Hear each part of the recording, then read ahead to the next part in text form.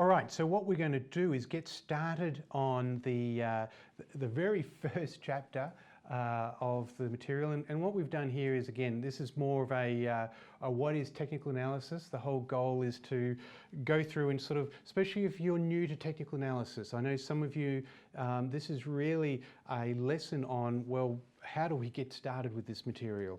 So I wanted to do this just quick 10 slides here on what technical analysis is, and really help with the approach of the thinking behind what we're doing. So it's the study of historical price charts. You know, what we're really doing is we're looking back in history and saying, well, if these conditions meant that X, Y, Z happened, well then, you know, we've got some sort of basis for following that type of signal in the future.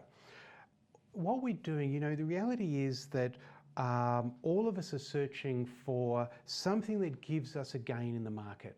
We want to know, is there something that we've observed in the past that has some sort of influence on the market, or is an early warning or a predictor of what the market is going to do?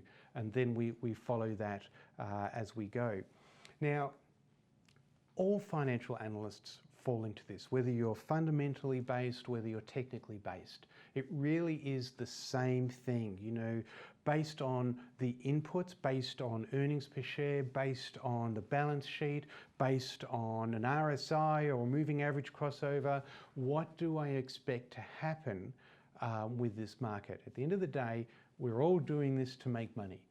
That's why we're in there, while we're analysing these different securities.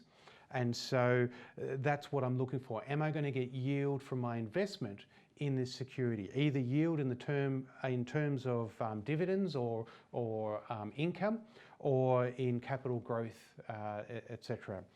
So a really big important distinction to make is forecasting versus prediction.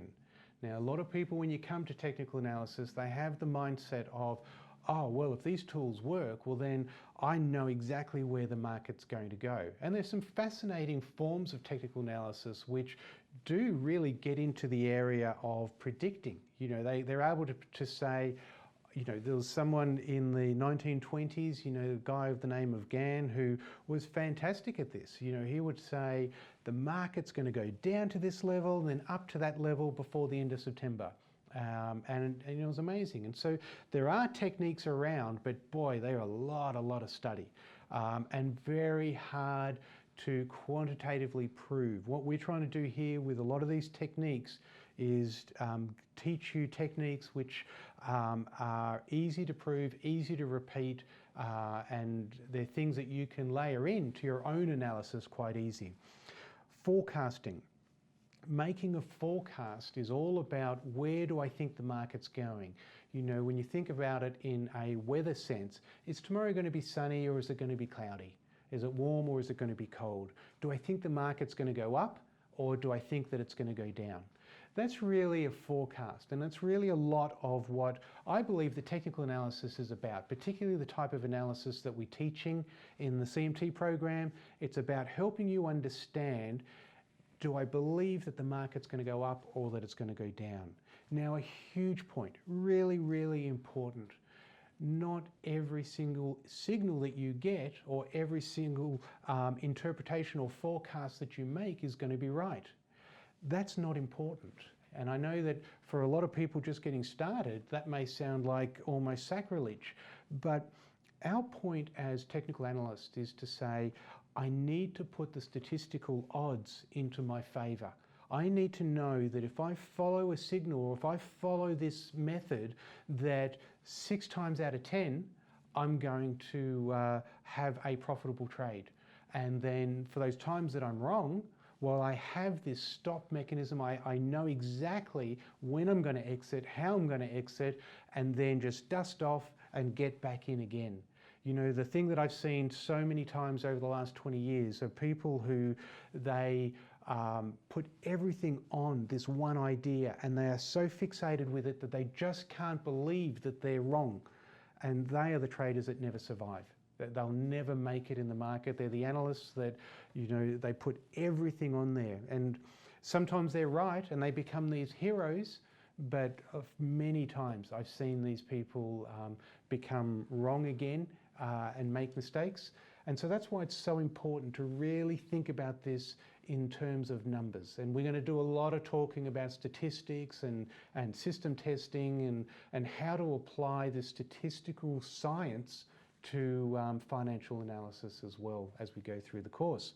So the flip side, obviously, to forecasting is predicting and saying things like we say here, you know, prediction is an attempt at certainty, i.e. Microsoft will be at $70 by the end of 2017. You know, that would be a prediction. We don't typically go into that. We want to capture trends, and we're going to talk a lot about that in these first couple lessons as well. So, as I said, there are things that can be done, and that's a really fascinating, fun field of study that you can do, but not what we're focusing so much on in this course here. So again, you know, looking at different technical analysis, you know, what is technical analysis here? Fundamental analysis uses valuation. You know, if I look at a company and I know that historically they pay this form of dividend and their market potential is looking really good, but the price is low, well, you know, I'm going to be saying that stock's undervalued. And so I want to add that to my portfolio because my yield for my investment is going to be really strong. Now, the other important thing for technical analysts is that we are a small portion of the market. By far, the majority of the market works on a fundamental basis. That is fantastic. That is great. If everybody followed technical opinions, our ability to find opportunities would probably be lessened.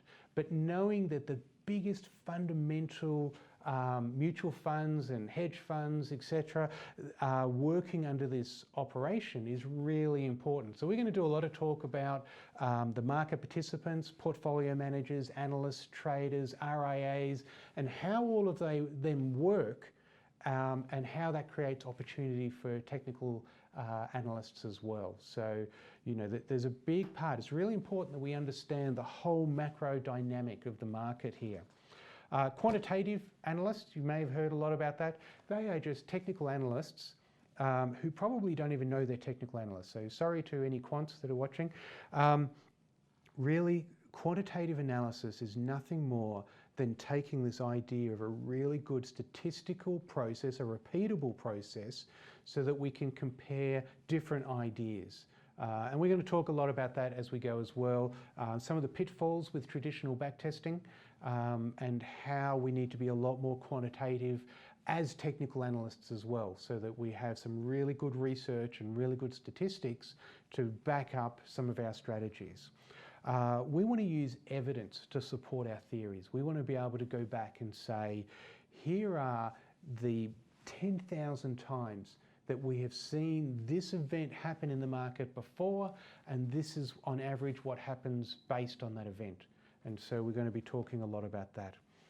I would say that traditionally technical analysts were focused on a single chart. You know, there would be a chart, they would hand draw things, hand calculate lines and levels and all sorts of things. Now, as technology's gone on, we've got the power of computers that help us, and we're able to analyze a lot more. We're able to scan markets for conditions that we're looking at. And so being a technical analyst in some respects has gotten a lot easier. We don't need to do the hand calculations anymore. But again, we can leverage the power of computers and get to that analysis. Each price in the market is where sellers and buyers agree. And so our price charts are historical representations of that. Our goal as a technical analyst is really to identify where there may be changes in that trend. Now, of course, we'll talk about this more, but trend is really just, are prices going up or are they going down? Or are they going sideways? You know, they're the three conditions that we're looking for. Charles Dow, he talks about this, saying the primary goal for a technical analyst is to identify a change of trend as soon as possible and then trade with it. You're going to hear adages like, don't fight the trend. Don't trade against the trend.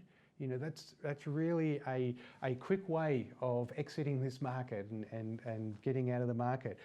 But really look for, okay, if we've identified what the trend is, well, let me work with the trend. Let me analyze that and trade with that. The fact is that charts reflect a reality at that point of time. It's really up until this point, all the information has been distilled down into that one valuation. And so that's where the buyers and the sellers are meeting. So these are the sorts of things that we're really doing. And as that cartoon says there, that things can change very quickly. Everything that was good for the market yesterday is no good today. And so that's definitely the thing. We have to be able to adapt as new information comes in as well. This is a bit of a little chart that I put together on how I sort of see the market. Obviously in my role creating software, I'm sort of looking at different roles within the markets, and I look at the different disciplines even within technical analysis. And so you can see here that we've got within financial analysis, you're either going to do fundamental or you do technical, or a mix of both. You may be looking at securities on a fundamental valuation basis, but then using technical analysis to time entries and things like that. And then there's just these different areas, and most of these areas we'll be talking about over the coming weeks as part of this course. But all of this technical knowledge can be used as part of quantitative analysis as well. So the final slide I've got here is just part of this little introduction, is what are the basic beliefs of technical analysts. And the first one is that markets trend. Sideways markets are horrible. We don't like that. Traditionally, there are periods where nearly every market goes sideways.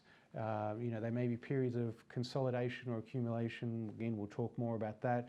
But what we're looking for is trending markets. Now, if you are, let's say you're already trading a market and you're working in a market that doesn't trend and just goes sideways, find another market. Hopefully you've got the ability and you're not constrained by your employer, but you really want to be in markets where there's nice, clear trends and you can take advantage of that, because that's really what we want to do as technical analysts. Price is the determination of supply and demand. So Economics 101, when you've got buyers and sellers, you get more sellers coming into the market, then there's going to be a drop in the price of that security. If there's more buyers, then price starts to go up. That's, as I said, that's just Economics 101. We see that in our charts all the time.